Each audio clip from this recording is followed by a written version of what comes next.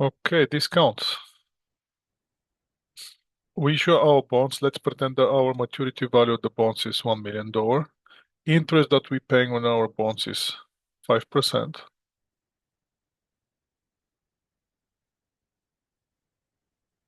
So our payment on the bonds is $50,000 annual payment for the interest. We're paying that interest 2 times per year. So that means on every payment day, the bondholder is going to receive $25,000. The term of the bonds is 5 years, but since we're going to pay interest 2 times per year, total number of the interest payments will be 10.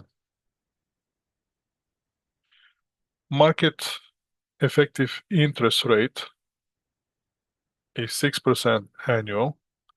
So every time when we make a payment, we have to calculate the interest and adjust the market rate to our payments, which will be only 3%. Again, 2 payments per year, 6% annual. So every payment, 3%. We're going to use the market rate to calculate the present value of the bonds. And we're going to use the same market rate, which we discount the premium for the discount here. With using the discount to present value, we're going to use the same market rate, same interest rate, to calculate the interest expense. If you change the interest rate, you're never going to get the calculation in balance. So again, we're using the market rate and the market rate only, and that will be the rate that we're using to come up with the present value. So once we do the calculation, we have the PMT payments, $25,000 per every single payment. Future value of $1 million, which we have to pay after 10 years. 10 payments on the interest and 3% effective interest rate. That's going to give us 957,348,000 for $349,000 in this case, if we eliminate the pennies here. So what that means? That means this is the cash that we're going to receive. So our journal entry for issuing the bonds, the first journal entry for the issuing bonds will be cash of amount that we calculated. That will be the cash that the investor will be willing to give us. Obviously, at the retirement date of the bonds, we have to pay them bonds payable always will be the entire amount of the bond or the stated value of the bond. And since we have a difference between debit and credit, that will be our debit here. Since we have the difference between debit and credit, that will be our discount on bonds payable. And the discount will be the difference between the stated value of the bond minus the present value of the bond. So we have our numbers. So what's going to happen every time when we have to do a payment of the interest? Every time when you have to pay the interest, we have to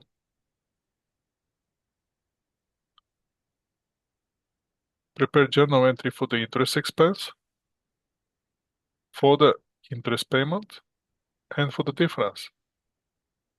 So what we're going to do, we're going to pay the cash for the interest payment. We're going to show the interest expense, and we're going to amortize the discount. Again, the idea is those $42,000 to become zero at the end of the life of the bonds. So our first entry, so basically from where you're getting the entry you're getting it for those three columns here. One is for the interest expense, the other for the interest payment, the other one is the for the amortization of the discount. And since we amortizing this discount based on the calculation for the interest expense using the percentage that we use to come up with the present value, we're using the effective interest method for amortization of the discount on the bonds. If we were using the straight line method, will be the discount divided by 10. But since we're using the effective interest method, we're using the effective interest rate to come up with the effective interest expense.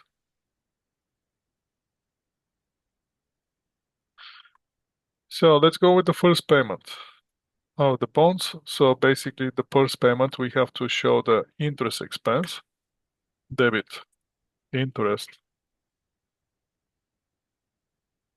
expense. And the interest expense will be the amount that we calculated based on the outstanding balance through the entire year and not to the period before the payment and the effective interest rate. Then we're going to have credit cash for the amount that we have to pay, which is never changes, $25,000. And the last thing, it will be for the amortization of the discount on the bonds payable. And as you can see here, in this case, we need a credit. So that will be credit will be the discount on bonds payable.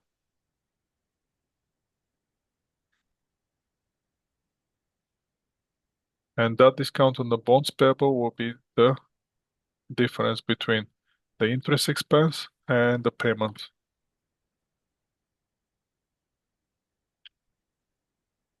Or we can get it directly from the chart that we just created. Either way, it works.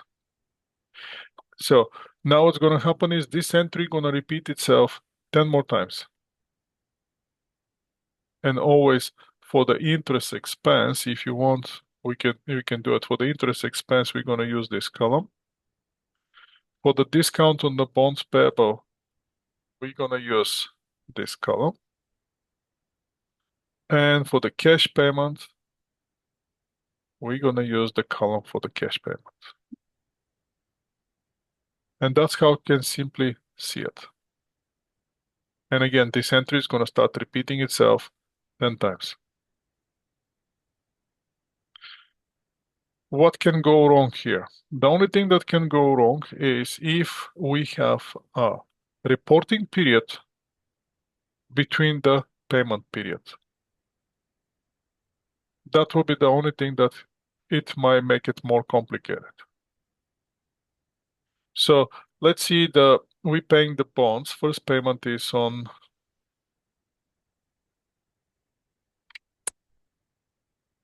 let's go with June 1st. Next payment 6 months later. Next payment will be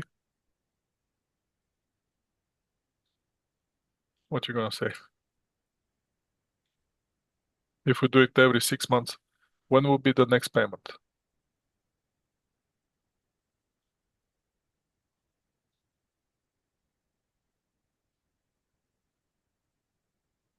Are you guys with me? Yes. So if the June is the first payment and we're paying every 6 months payment, when will be the next payment?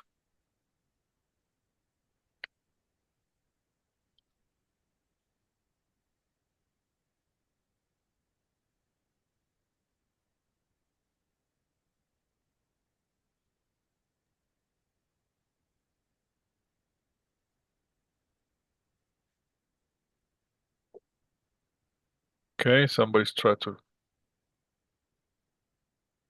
December or November. So where will be December 1st or November 1st? 6 months.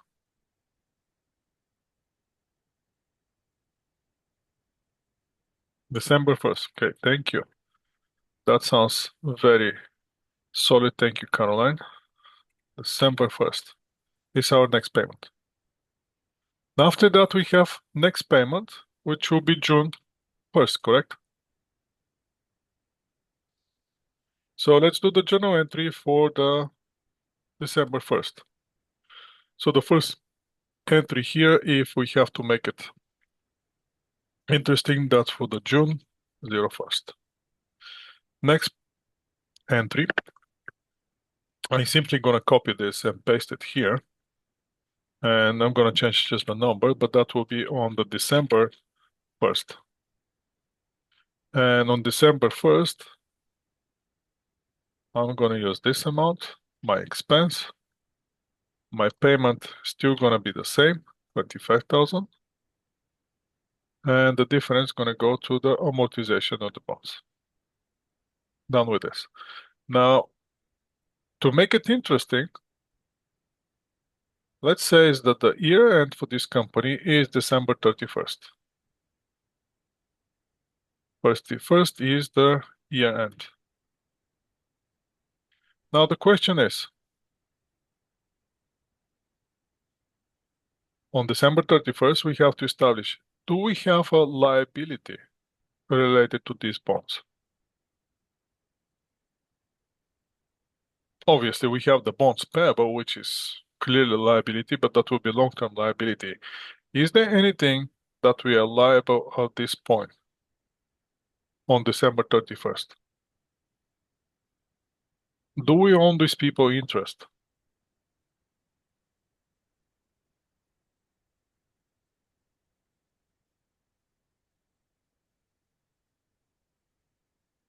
What do you think? Yes or no?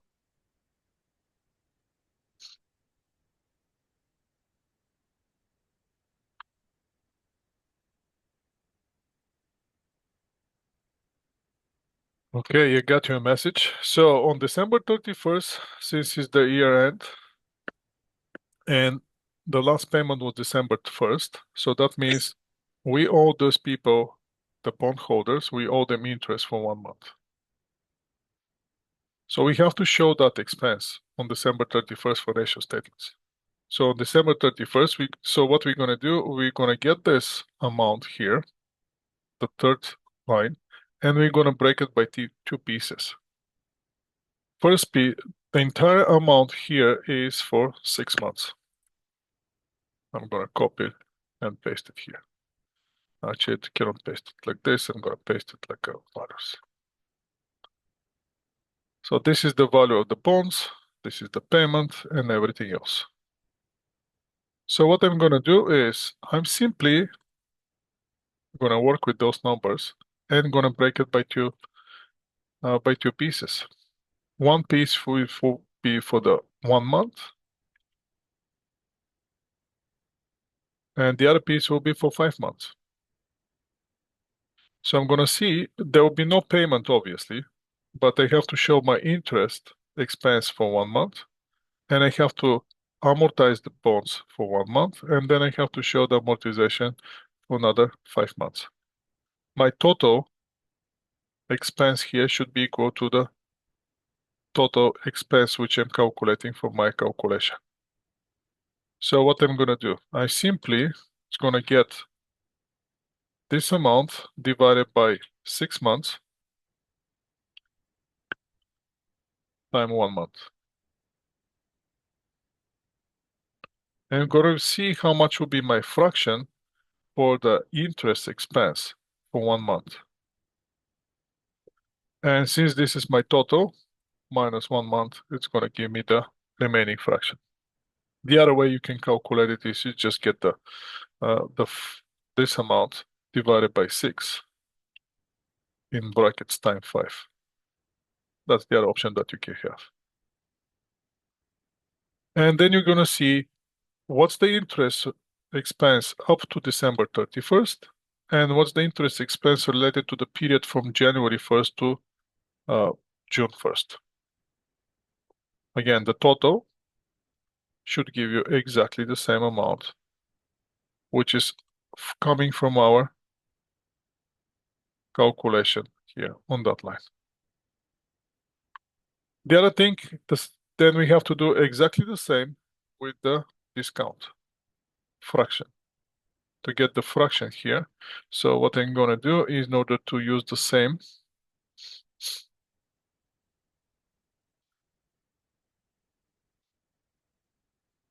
I'm gonna lock this cell so I can use the same formula, and I'm gonna lock this cell so I can use the same formula. So when I drag it this one, it's gonna give me the portion which is related to the discount up to December 31st. And then we're gonna get the portion that's related from January 1st until March 31st in this case. The total again is gonna give me the total amount of the discount which I'm getting from my schedule. Once I do that, I can do my journal entry. For the journal entry, I'm going to show the interest expense, which is related to the 1 month. This is from December 1st, to December 31st. And then I'm going to show the amount from January 1st until May 31st. And on June 1st, I'm going to pay the interest. I'm going to pay the 25,000. That's what's going to happen on June 1st. That will be my June 1st transaction. So on December 31st, what I'm going to do, I'm going to get the debit will be interest expense, which will be equal to the portion of the interest related to 1 month outstanding for the bonds without paying interest. Next thing that I'm going to do, I'm going to show the credit of the discount on bonds payable,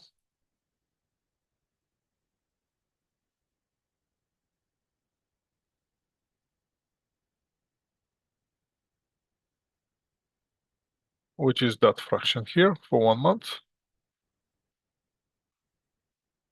And the last thing that left is I have to show the difference.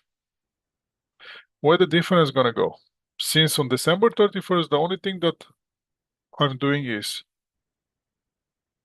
try to figure out, is there any liability that I have to record? The difference is going to go directly to liability. And what would be my liability here? What I owe the people. I owe them interest, which I haven't paid. So which liability account I'm going to use? I'm going to use the interest payable account. And the interest payable account will be simply the difference between one and the other to balance the entry. And that will be my journal entry on December 31st, which is my year end. So now I have to do my regular entry for the payment of the interest, which is going to happen on June 1st.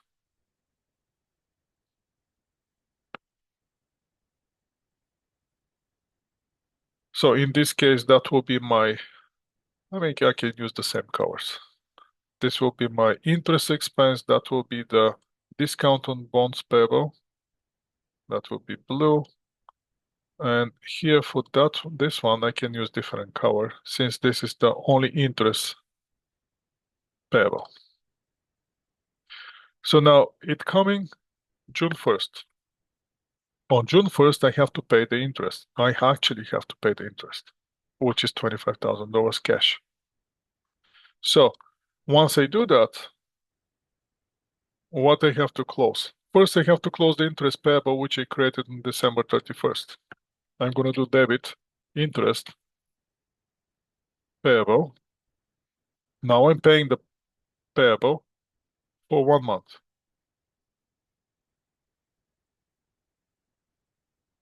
Then I have to show the interest expense for the remaining of the period.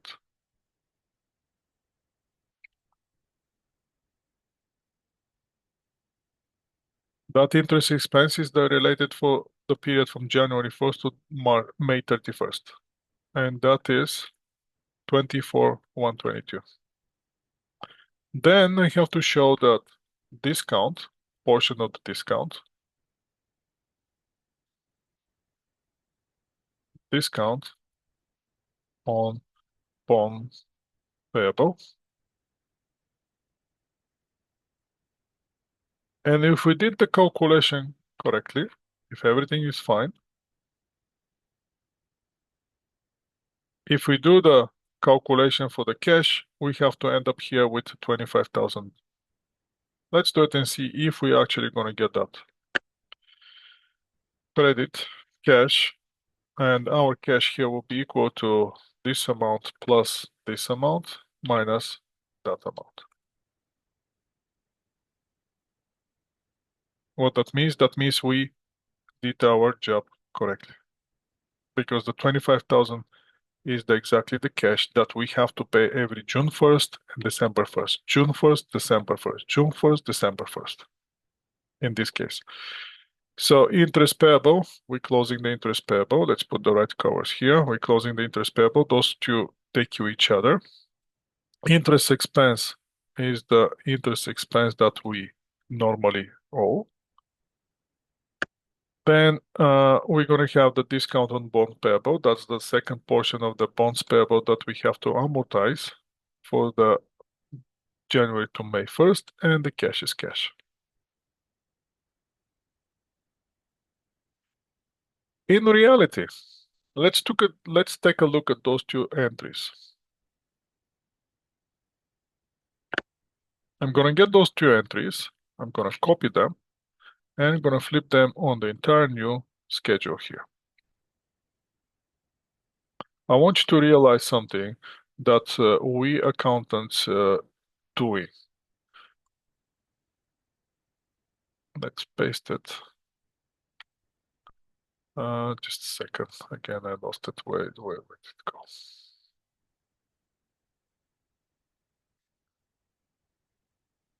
Let me copy those one again and move it right here. It doesn't work. Anyway, I'm gonna make some small adjustments. Just give me a second.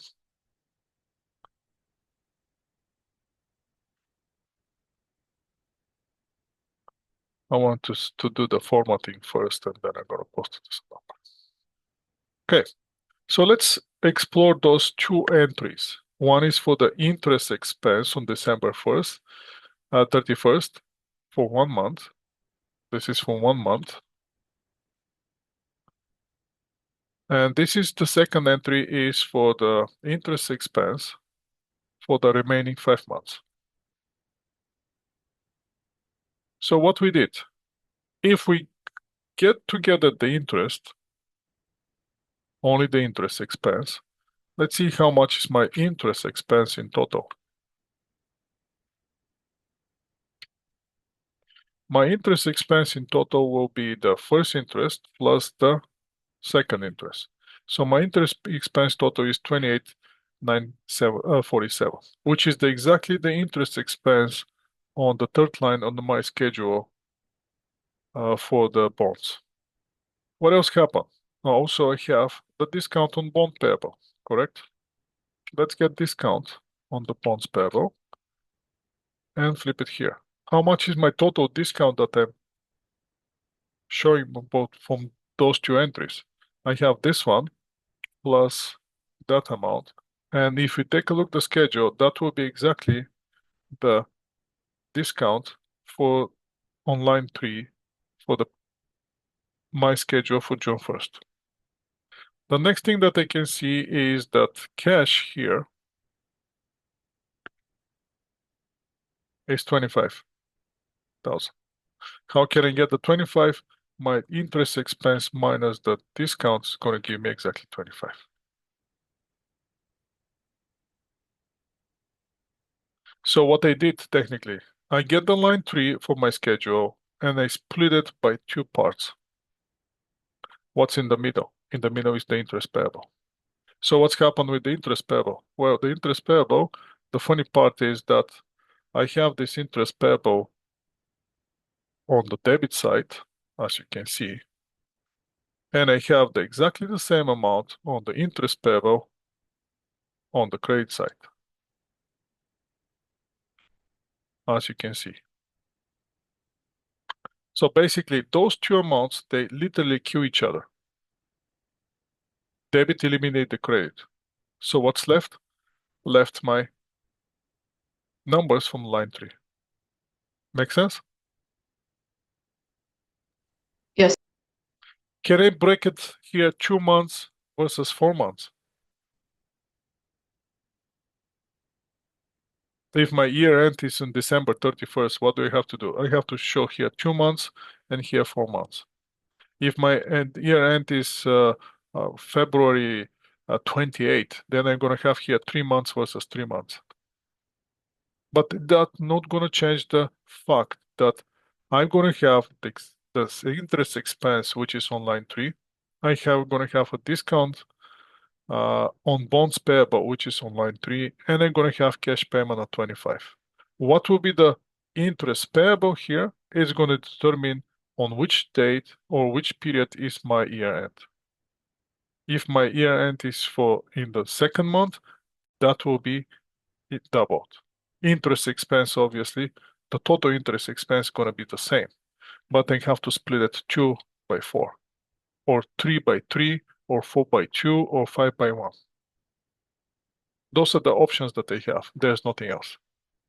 And I have to, since I'm splitting the interest expense, I have to do the same idea with the discount on bonds payable. Either it's going to be 1 to 5, either it's going to be 2 to 4, or 3 to 3, or 4 to 2, or 5 to 1.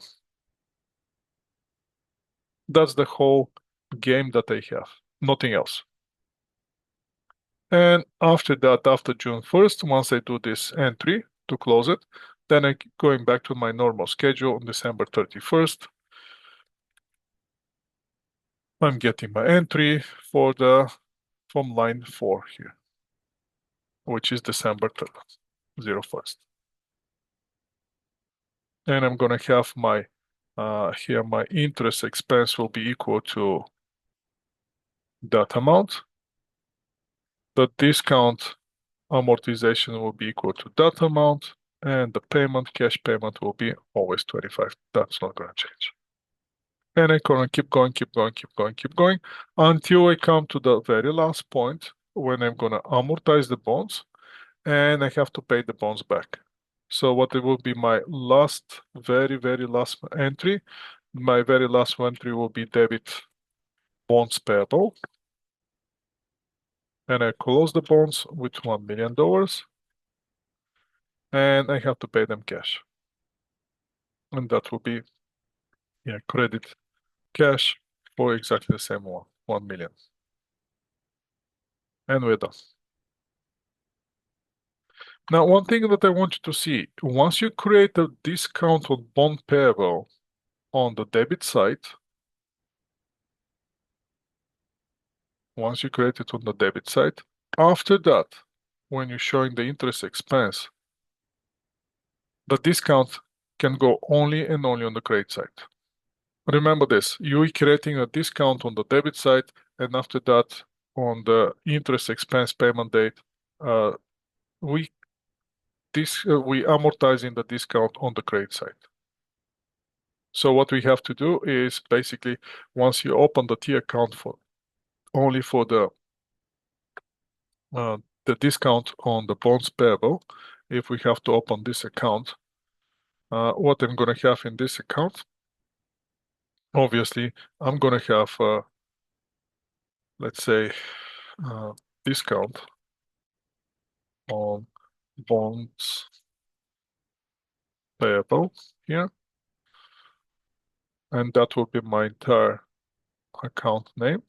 So what? Sorry, better go different way. I want to go different direction. Just a second. Just give me a second. That's only those two. I'm gonna merge only those two. That will be my debit here, and that will be my credit on this side. And that looks like a T account. So once I have this, and once I create my bonds discount on bonds payable, the first one on the debit side, after that, I have to include all those amortization amounts right here. And at the end of the period, when I get 10 times, when I get this 10 times, my balances here should be 0. Make sense? So if I Yes. get this total here, that total will be 42,625, and my total here will be exactly the same.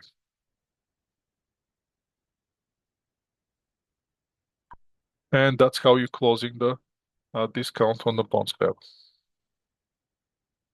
Now, if you have to show this one on the premium, if we have to do the same thing on the when we have a premium.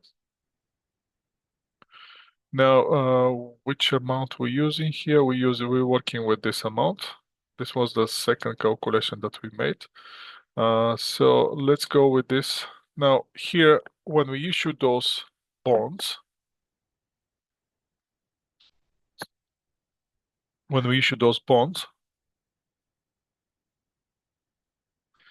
how much cash we're gonna receive in this case?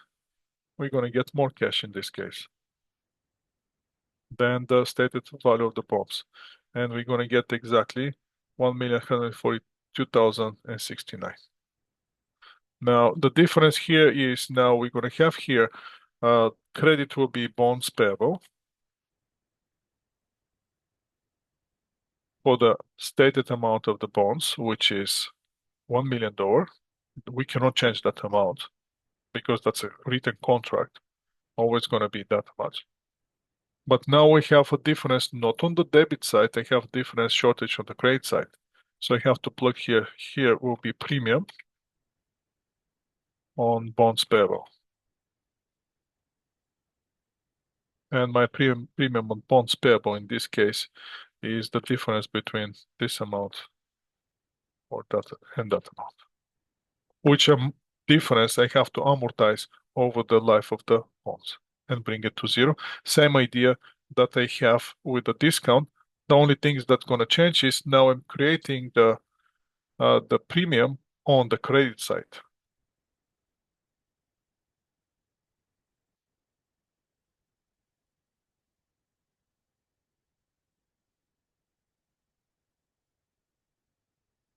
I'm creating my premium on the credit side. So what that means, every time when I have to amortize it, I have to create entry on the debit side. Let's do that and let's observe those two, and you're gonna see something interesting.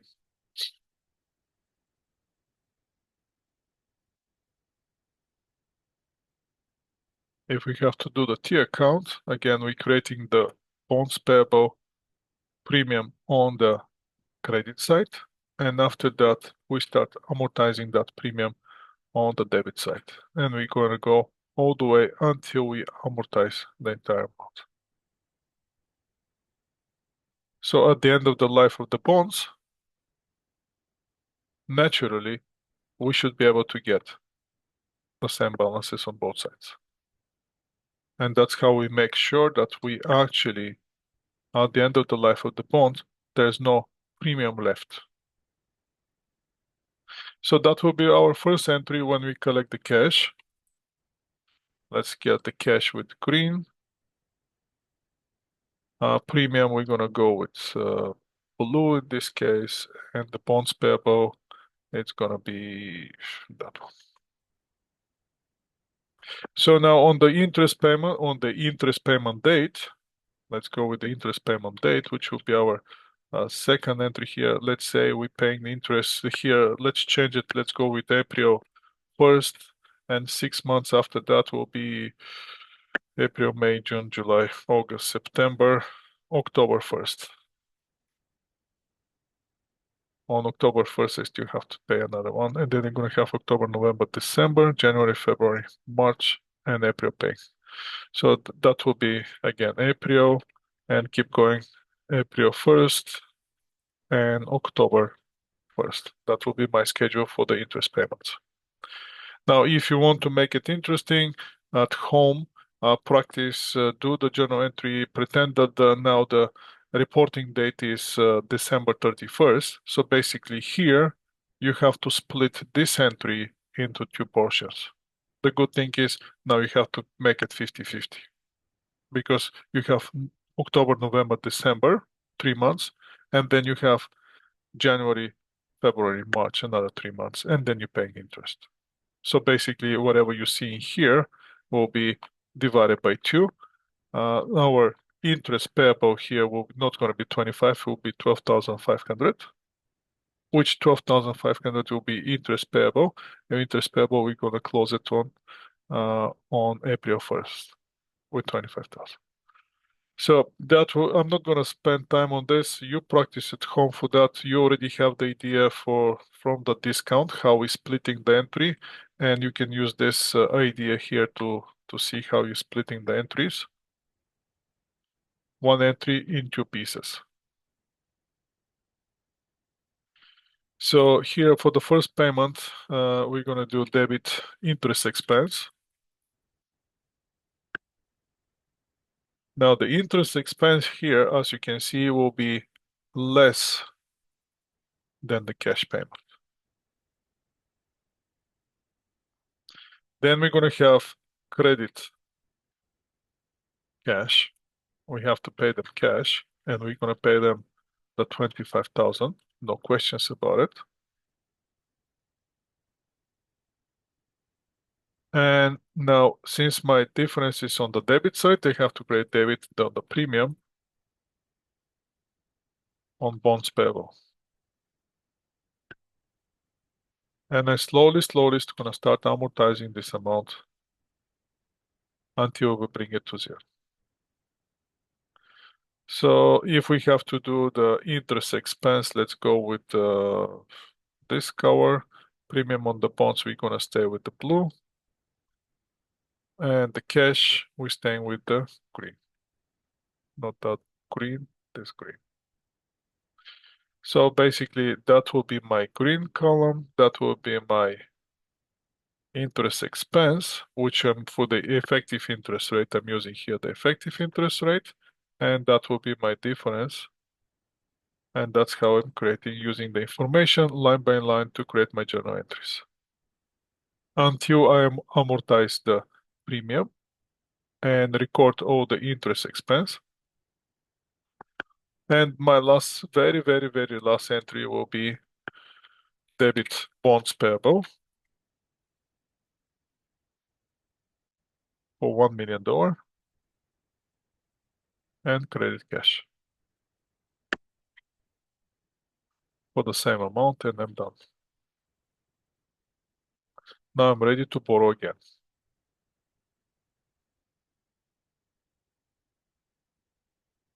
Interesting that you can see here is this.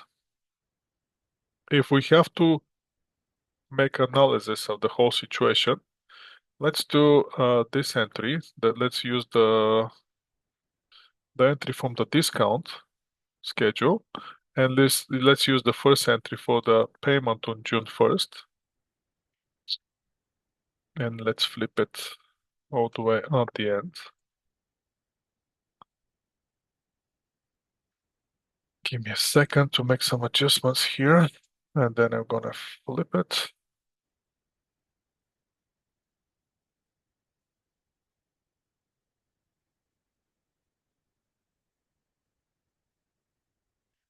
So this is for when I have a discount, as you can see.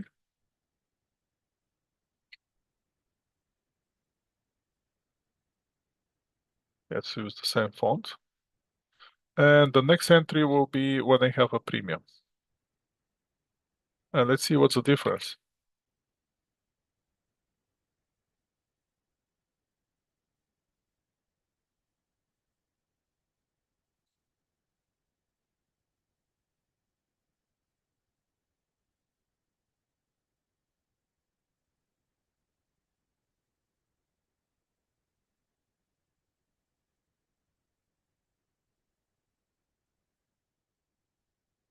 In both cases, I'm paying 25,000, correct? There's no changes in the cash. What changes? Can you see?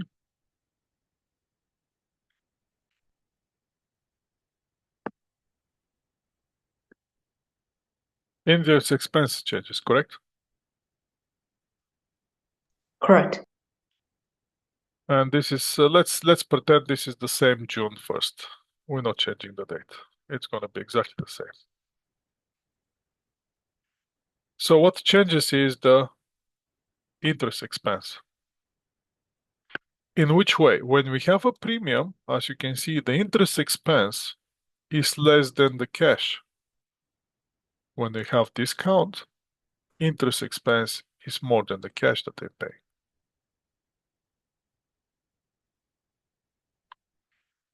If you ask yourself, why is that? Because in the first place, you're getting less cash when you issue the bonds. So somehow you have to recover for that difference. And that's why every time when you pay the cash, your interest expense will be higher. And slowly, slowly, within the life of the bond, you're gonna show the difference on the total discount as an expense. You're gonna increase the normal expense, and that's gonna flow. That's how you're not losing that money. When you have a premium, you're gaining, but you're not recording the gain on the issuance of the bonds. You're recording the premium on the credit side, which premium you slowly, slowly start to reducing on the debit side. And the only way to reduce it is when your interest expense is less than the cash. So every time seems like uh, your interest expense is only 11,000, but you're paying $25,000 cash. So indirectly, you're recognizing that difference on the premium of the bonds, which you receive in the very first place when you issue the bonds. Does that make sense?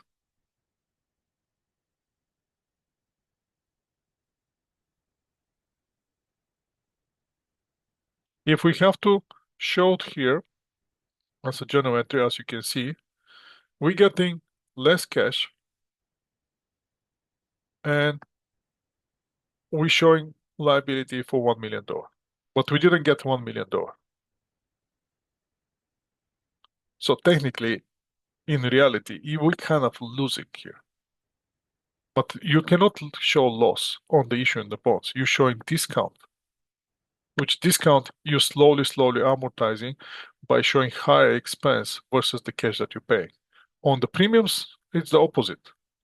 You're getting more cash than you have to pay at the end.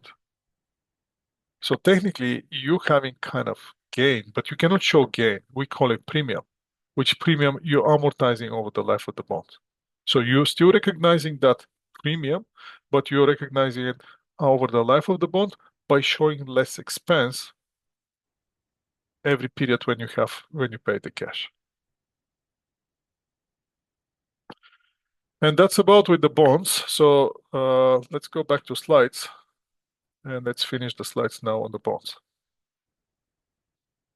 So what you can see here is again, when you have a discount, we're getting less cash. We have to pay more cash at the end. And we have to amortize this amount slowly, slowly, slowly by increasing the interest expense every period. Now, the question is, why increasing my interest expense? Because my outstanding amount on which I owe interest and I'm calculating using the effective interest rate, getting higher, higher, higher. And every time when we have to do a payment, we're going to have on the discount, every time we're going to have interest expense, cash, and the discount on the bonds payable, that will be on the credit side. If we issue the bonds with the premium, we're going to have the opposite. In this case, we have the interest expense, which is less than the cash, and the premium is cover the difference on the debit side. When we have a premium, we're going to get more cash. Then we're going to have to pay at the end of the bonds. So we have to amortize that difference by reducing the outstanding amount. For that reason, our interest expense when we have a premium is slowly, slowly is going to start getting down. Why? Because the outstanding balance getting down. versus the discount, the outstanding balance increasing.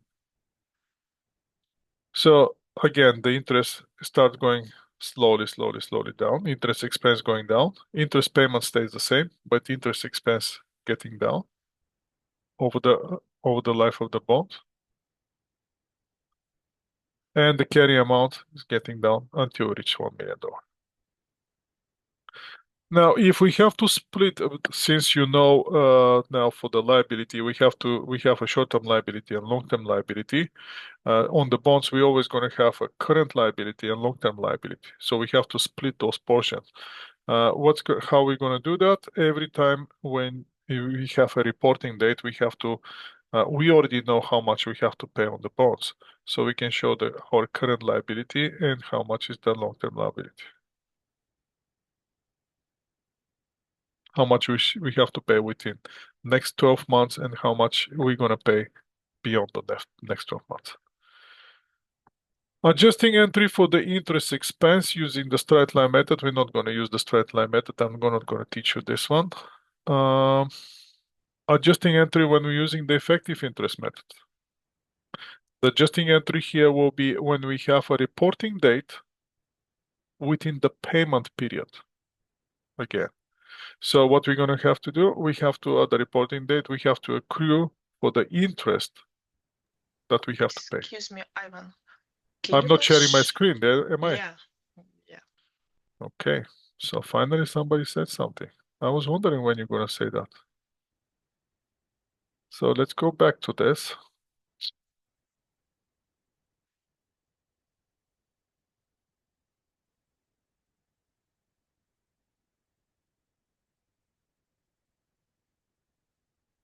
So where did I left you? I left you here on the discount. On the discount, again, let's repeat the whole thing with the screen now shared. On the discount, as you can see, we're getting less cash than the cash that we have to pay. So we slowly have to increase this balance until we reach the balance that we have to pay. For that reason, as you can see, the interest expense every period increasing. Payment stays the same. So the payment stayed the same, but interest expense increasing slowly. And the bonds value was lower than the stated value and slowly start to increasing until they reach the $1 million. Journal entry will be always interest expense, which will be higher than the cash payment, and the difference is going to be the discount on the bonds payable. If we have a premium on the opposite side, we're going to get more cash. And at the end of the period, we have to pay less cash. That's what's create the premium. So as you can see here that we start reducing the balance outstanding. Since we're reducing the balance outstanding, our interest expense gonna start decreasing naturally, which make total sense.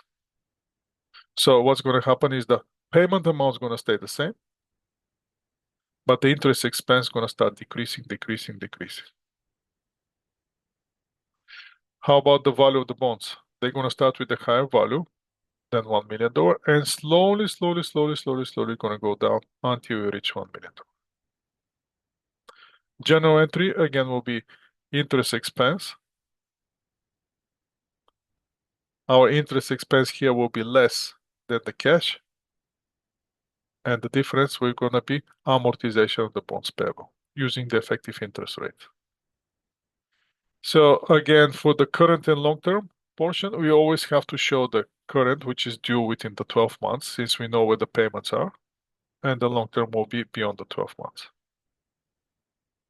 Now, if we have to adjust for using the effective interest method, that means again where the reporting date is within the payment period. When that happens, we simply have to split the period. And on the reporting date, you have to show the liability for the portion of the payment period which you used the money was used and you owe interest. So in this case, if you have this scenario, then we have to split the entry first to show the fraction of the 2 months over 6 months for the interest expense. You're going to show the fraction of the uh, amortization of the premium in this case for the 2 months, also over the 6 months.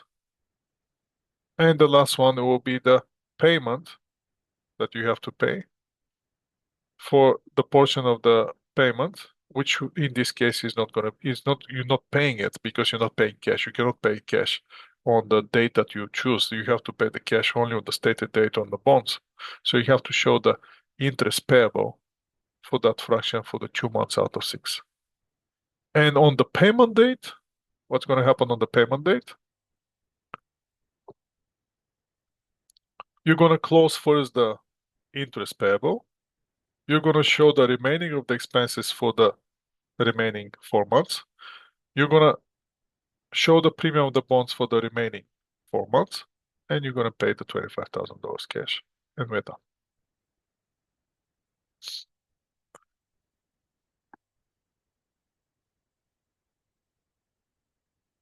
So in summary, what you're doing is you're still showing the entire cash, 25. You're still showing the entire amortization of the premium. You're still showing the entire interest expense. What you're doing is you just split it by 2. In this case, 2 months versus 4 months. Again, depends where the reporting date is. If the reporting date is November 1st, 30th, then you have to split it 1 to 5. If the reporting date is January 31st, you have to split it 3 by 3, or half, one half or one and a half. It doesn't really matter because, again, you have the final numbers. Once you have the final numbers, those numbers are for the entire period. Is it going to be 6 months? Is it going to be 12 months? It doesn't matter. And if you have to show for the 3 months, you're going to get, if this is for the 12 months, you're going to get this amount divided by 12 times 3, you're going to get the fraction. This amount divided by 12 times 3, you're going to get the portion. Those two together are going to give you the other one. On the retirement, what's going to happen on the retirement of the bonds? When the bond retire, well, we simply have to pay the bond.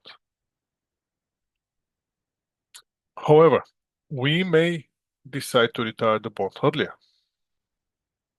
Well, if we retire the bond earlier, then something else has to happen.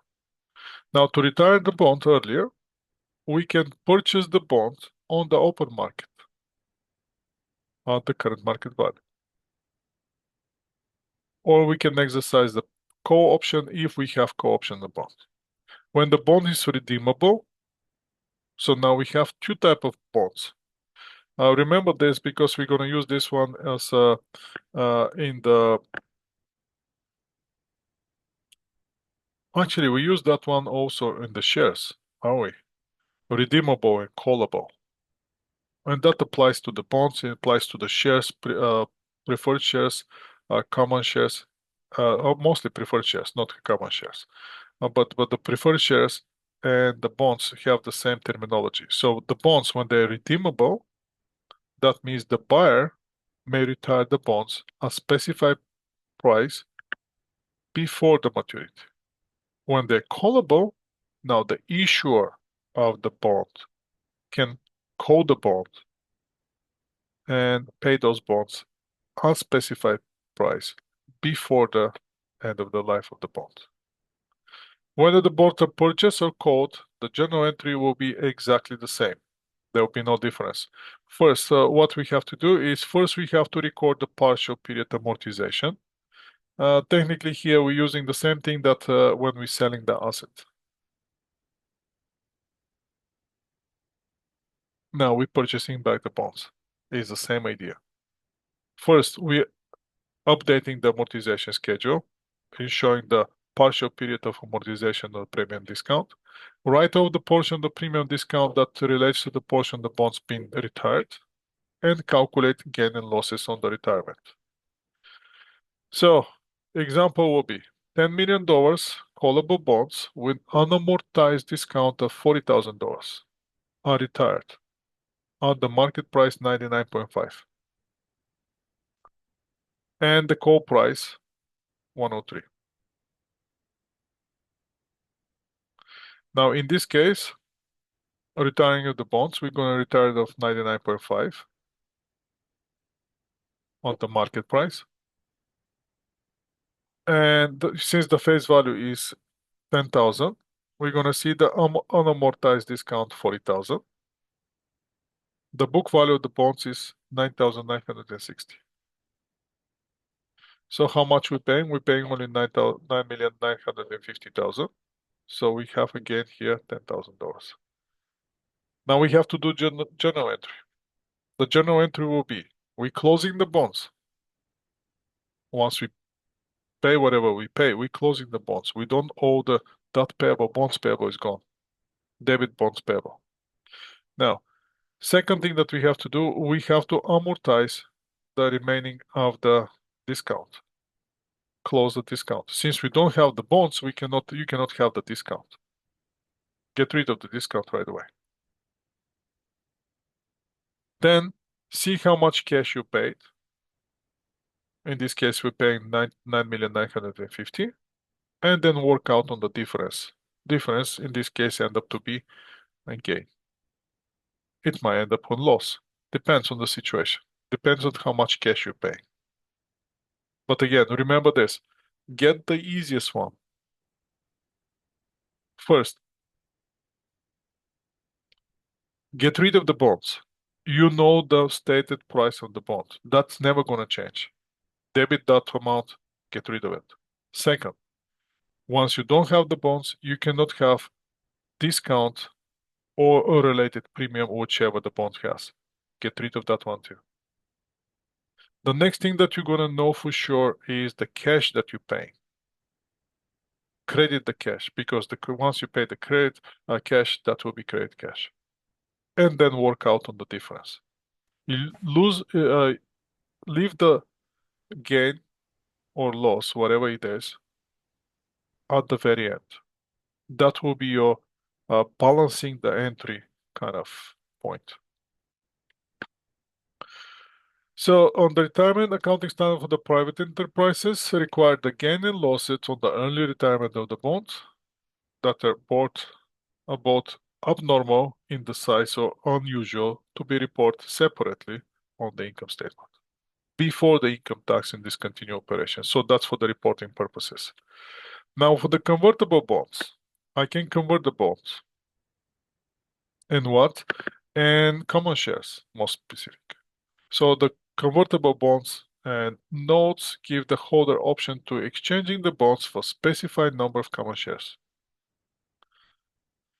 Why somebody who issue bonds wants to give the bondholder opportunity to purchase the common shares? The only reason for that is to capitalize the debt. So imagine this, if I borrow $10 million as a bond, right? I'm issuing the bonds, $10 million, and I start paying the interest, let's say 5%. Well, the 5% interest that I'm paying, that's a burden. Obviously, I have to pay it. But let's say after 10 years, I have to pay the $10 million. But I don't want to pay the $10 million.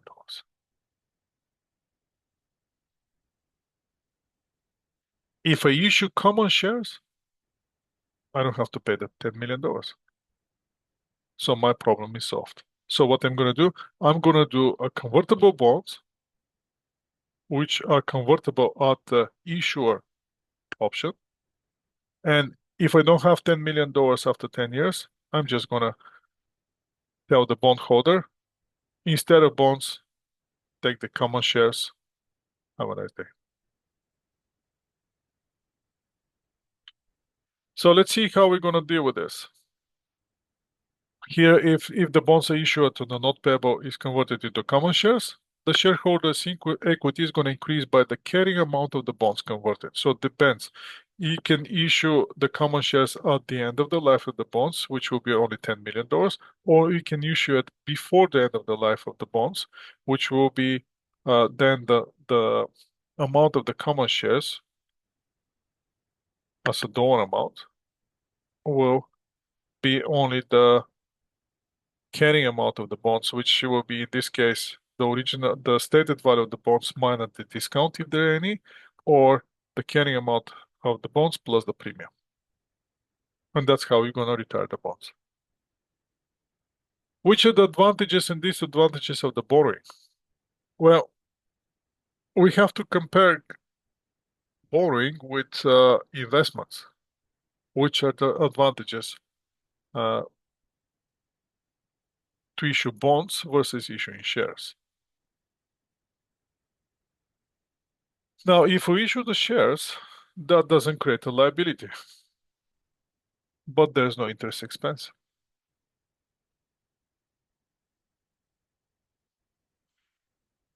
By issuing the shares, we're raising capital without increasing the debt, which technically is a good thing. Why? Because it doesn't affect the liquidity ratio. No, actually, that will be the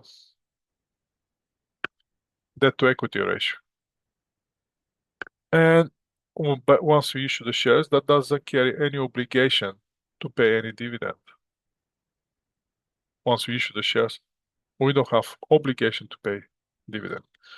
What's the comparison to the bonds?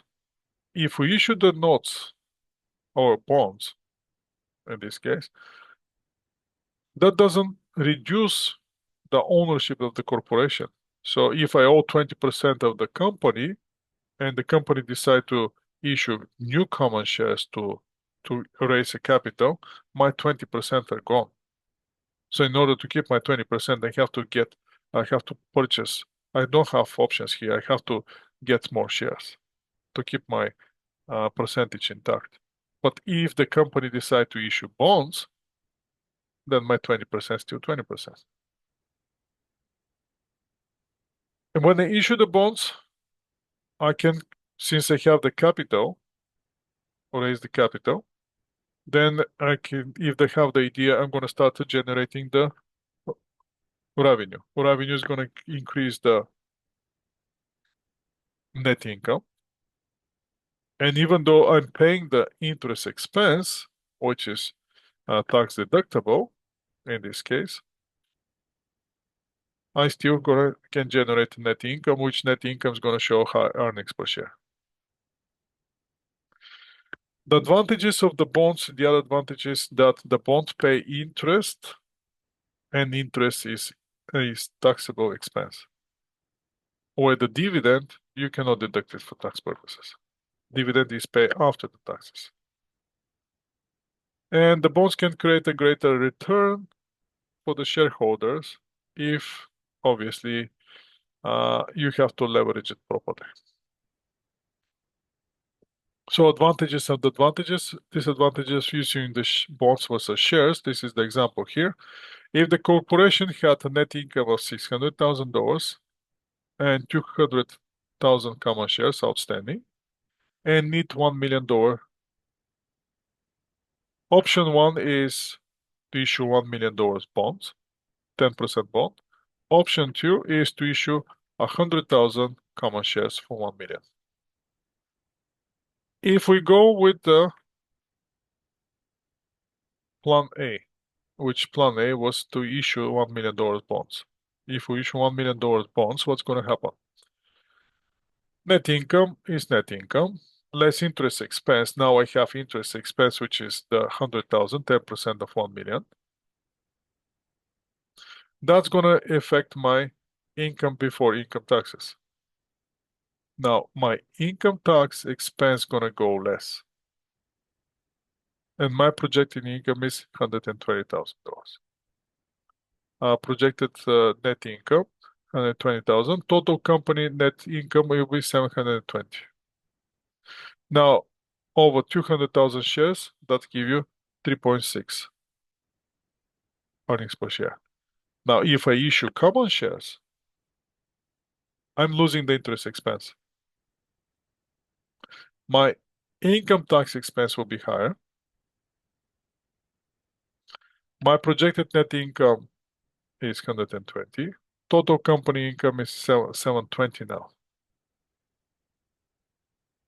780 now, sorry. 780. So that means my earnings per share went down.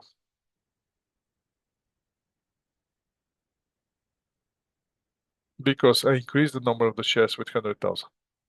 Yes, the income, it's a little bit higher, but earnings per share went down. How are we going to account for the long-term notes payable? Because I notice, if you have noticed, we're talking about the shares and notes payable, or the same thing as the shares, but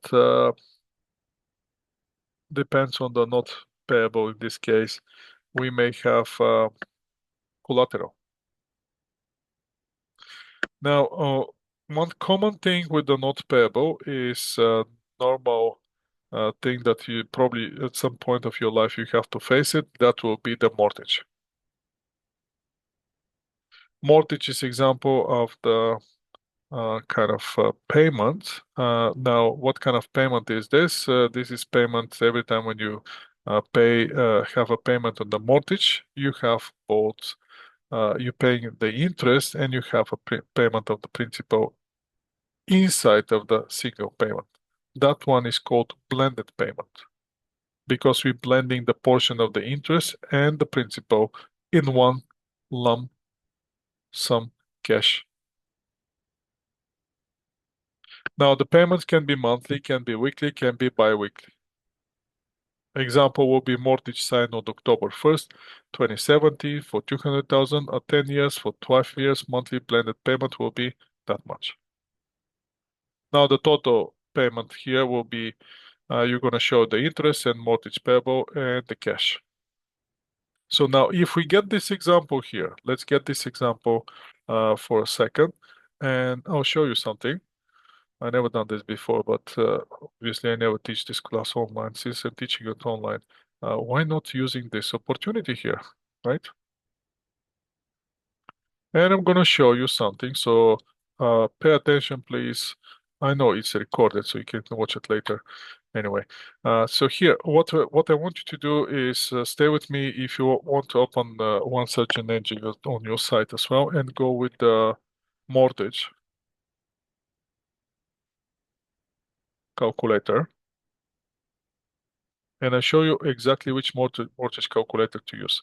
There, do you see this mortgage calculator which says FCAC-ACFC.gc.ca? That's the mortgage calculator I want you to use. And once we open this mortgage calculator, that mortgage calculator goes directly from the government of Canada. This is more like an official thing. So in here, what we have to do is we have to just incorporate the payment, the information that we have on the slides. And the information on the slides is we have the signed mortgage of 200,000. Now the interest payments we paying 5%.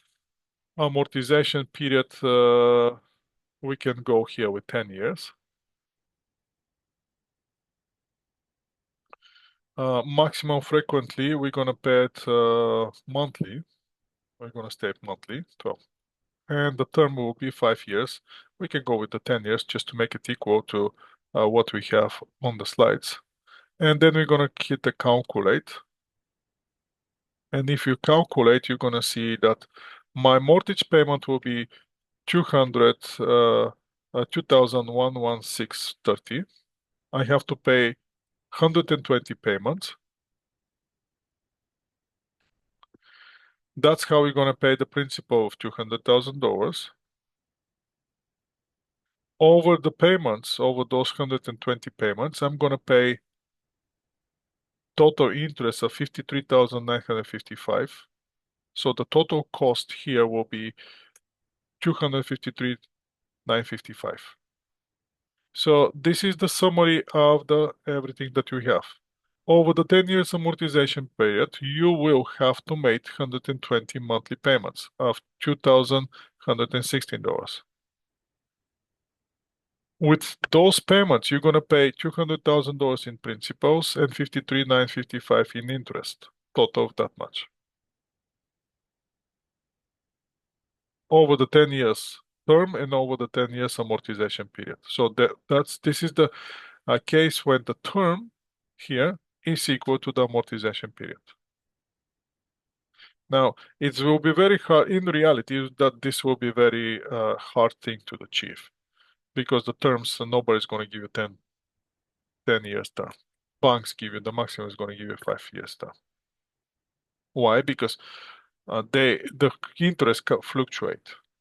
So if you look at for 10 years, they losing the opportunity to charge you high interest, and obviously you losing the opportunity to renew your mortgage on the low interest if the interest goes down, and the bank losing the opportunity if the interest goes up. So that's why they want you to on maximum 5 years. So after 5 years, sit down again and redo it. Now, what's going to happen? This is the diagram of the payments. You're going to start with 200, and every period over the 120 periods payments, you're going to reduce it to zero. You're going to, with those payments, you're going to pay the 200,000, and the rest will be the interest payments. Now, if you want to see the summary report, watch this. This is something interesting. When you see the summary report, if you click here the summary report, watch this. It's going to tell you year after year. What's the principal payment? How much is the portion of the interest? So how much you pay for the principal? How much is the interest? And the total payment. Obviously, the total payment's never going to change. But on every month shows you what's the of this money, how much is related to the principal, how much is related to the interest. And keep going, keep going, keep going until you pay your mortgage. Bring it down to zero after 120 payments. After 120 payments, you're going to bring it to zero. And the total, you have the totals. That's why I like this page, and that's why I strongly recommend you this page. If you have to do anything on the borrowing, anything on the mortgages, come to this page. It's official page. You can see the summary. You can see all the interesting data here. The other thing, if you want to make this more realistic in the real life situation in Vancouver, let's say we're borrowing $500,000. Right? Let's say we're borrowing $500,000. Interest rate right now is 3. So basically, if you have to, let's see quickly, how much will be the mortgage interest rate?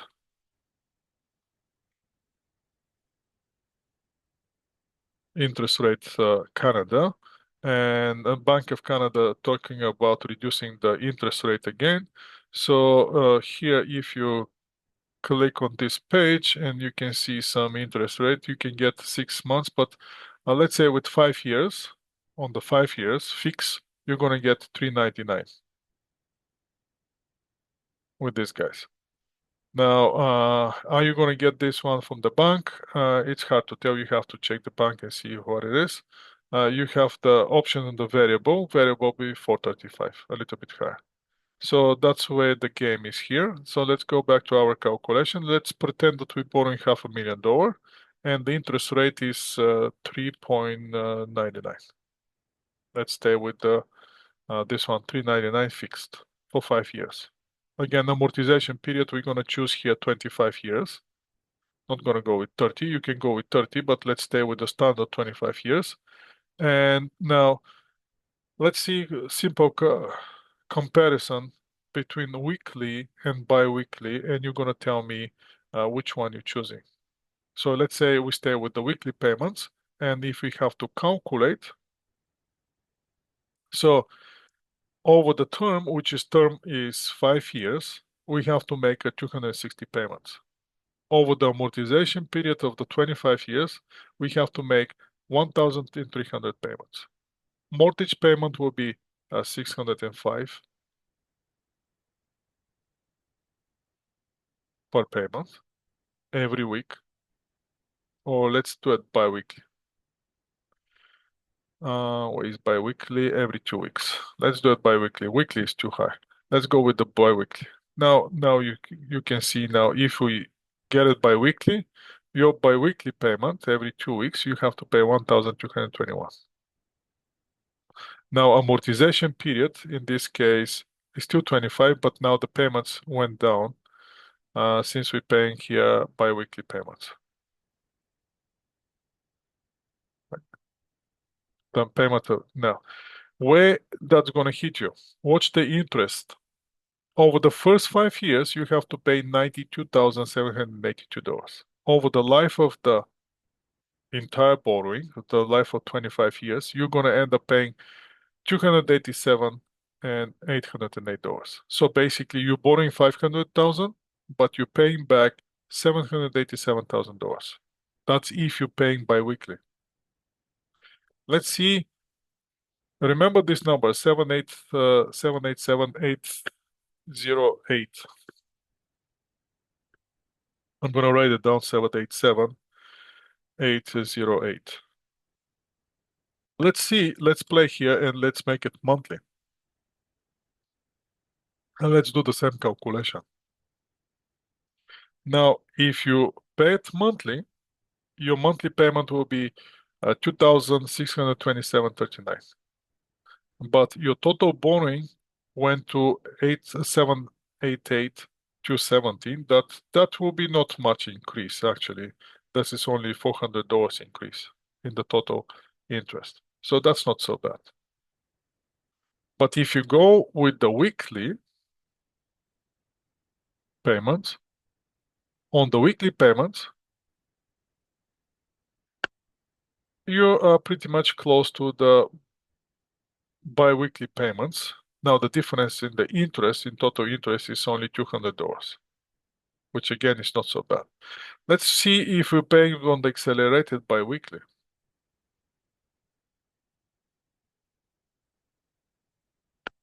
If you're paying on the accelerated bi-weekly method, now your total payment went down to 568 only, compared to weekly 680.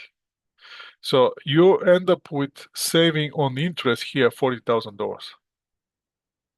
Only by switching to bi-weekly payments, you saving $40,000, people. And it says here, by the end of the amortization, which selected the non-monthly payment, you save 40,000 more on the interest than if you have to select the monthly payment plan.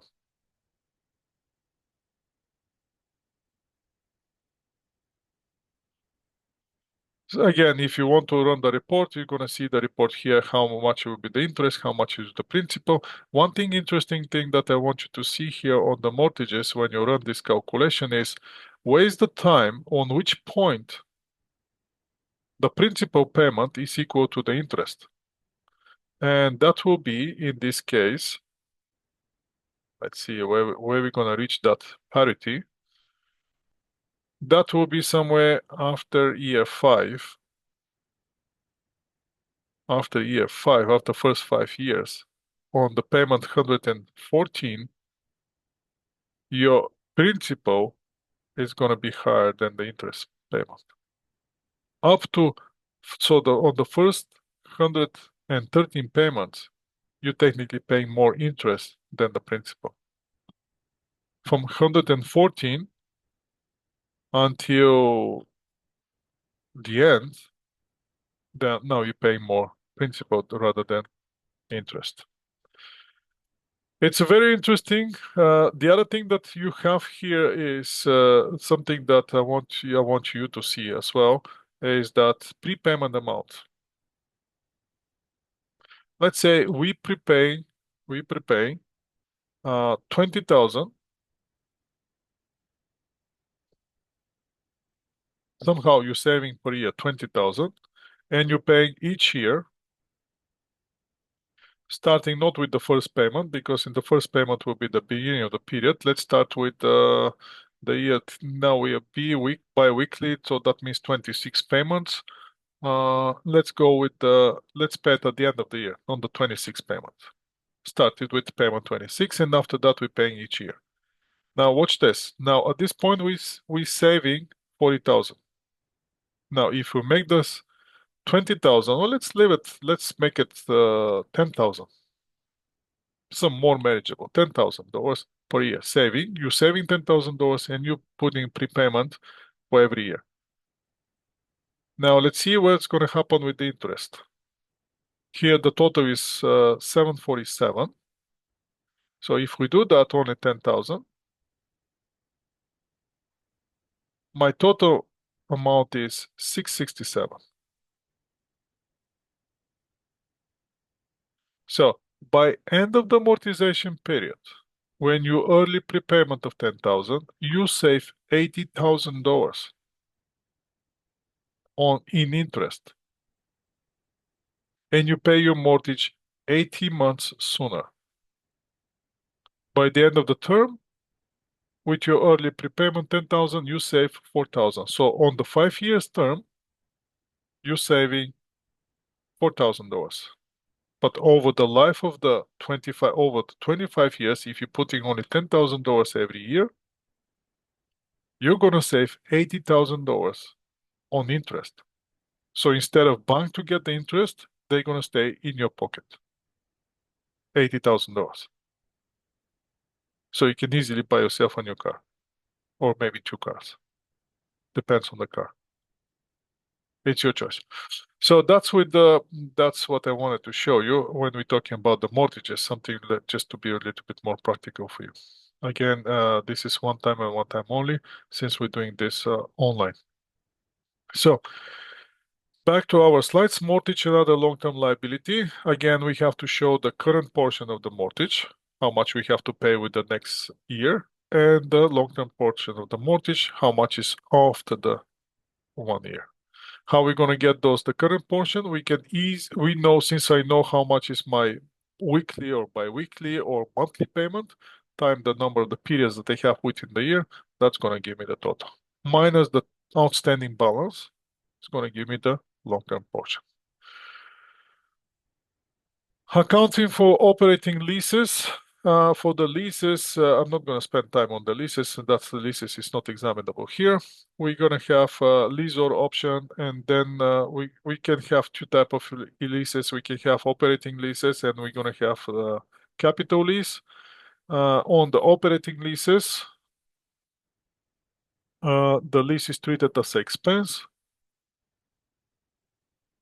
So we're not having the rights of the assets, we're just using the assets, and we're gonna do debit to rental expense, create cash, and that's all. When we have an operating lease, that will be operating lease. If we have a capital lease, then the rights of the lease are transferred to the company, and that's a little bit more complicated. Again, we're not going to talk about the lease is not part of this course. So technically, the lease is not examinable. So calm down, lease is not examinable. I'm not going to teach you lease, and we're not going to examine the lease. Off balance of sheet financing. That will be if we acquisition of the asset and services, which result debt, which is not reported in the balance sheet. Now, the operating leases create one of those examples. Since we have that, we're using the something, but that's not in our balance sheet.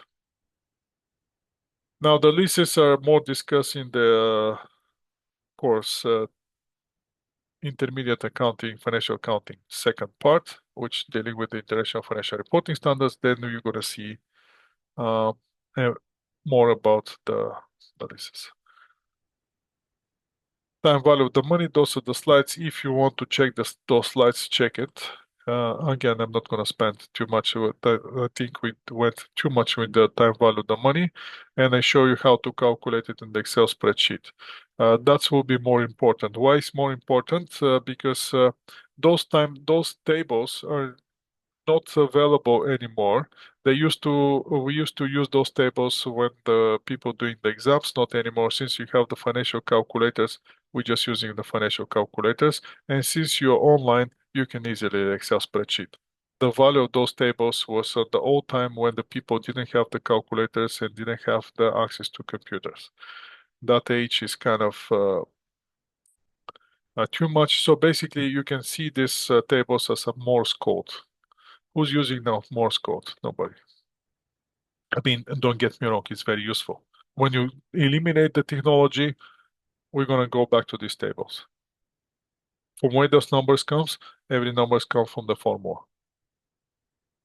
But those formulas we don't teach you anymore. So technically, you don't know from where this number comes from.